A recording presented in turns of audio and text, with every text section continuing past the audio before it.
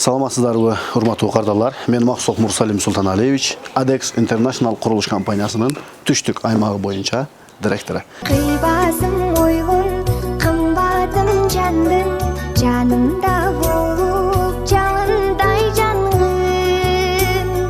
Анписи өмүр бою тоючу, өзүңсүз өтсүн арманым арбын.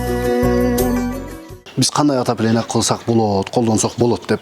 Бул жакта Мирлан Байкенин отоплениясы болсо газовый отопление. Эгерде газы бар жерлерге болсо биз ушундай отопленияны сунуштайт элек. Газовый отопление кандай коюлган? Ал эми бул канча градус берип атат, сизге кышта кандай жардам берип атат?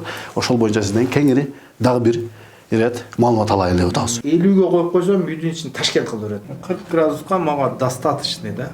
Бул 40 градуска жеткенден кийин өчүп калат газ. Бамдат намазына турганда өчүрүп салам мунучу. Неге дегенде